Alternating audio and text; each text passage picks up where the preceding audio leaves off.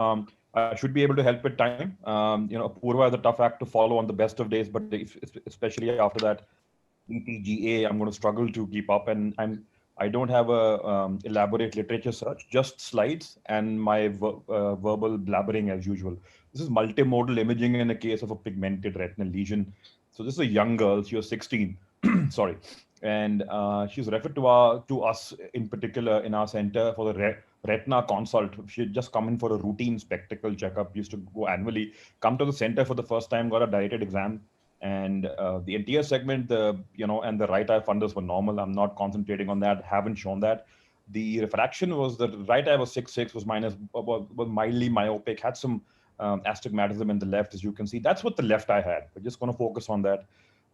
That's the blown up image, and had that well demarcated fovea involving, if I can use the word, starfish shaped, and a lot of the Western literature says scalloped borders. We as Indians don't have too many scallops. At least us in North India don't.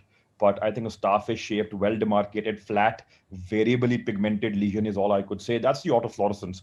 The autofluorescence, especially when it's blown up, actually shows that there is what looked to be hypoautofluorescent on a non-mag image actually had variegated subtle hyper autofluorescence in the center, and the rim was starting to develop a generalized area of a hyper rim. So that's all that we could say. That was the OCT scan, which passed through it, and we're going to be concentrating on that area. We can see that this is a regular swept source OCT, and there are two distinct areas which I'll be highlighting with that.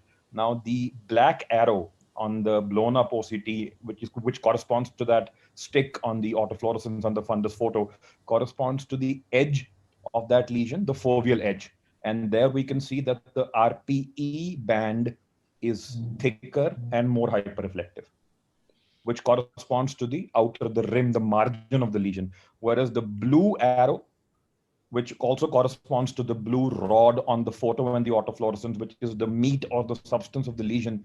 Actually, you can see that if you were to look into the choroid, there is increased transmission. There is hypertransmission, which tells you that the RPE is either attenuated or gone or going.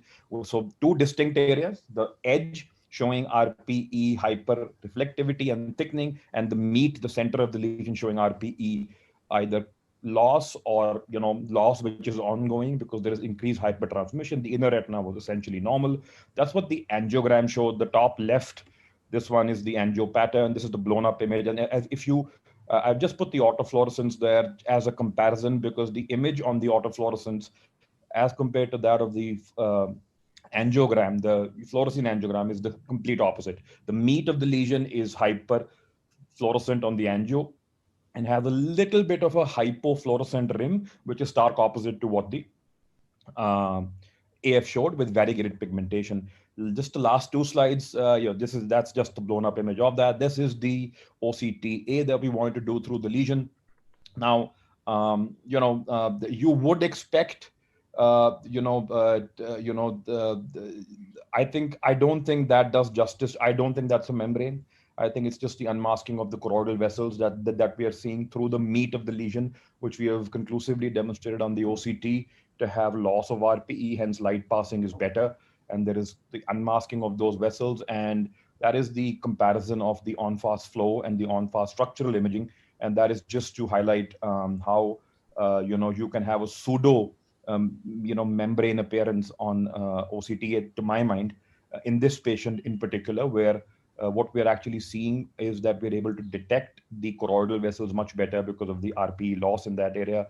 And this is just the final slide with the montage of what this patient had, that starfish shaped, scalloped, well demarcated, flat, scalloped margin or appearance with a autofluorescent center, which was hyperfluorescent on fluorescein angiogram, and showed two distinct patterns on OCT, with the rim showing increase in RPE reflectivity, but the center showing RPE loss and increased transmission.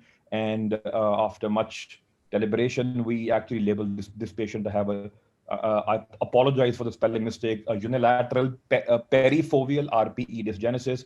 It's generally, I'm not going to get into any kind of, this is my last slide. I'm going to stop sharing.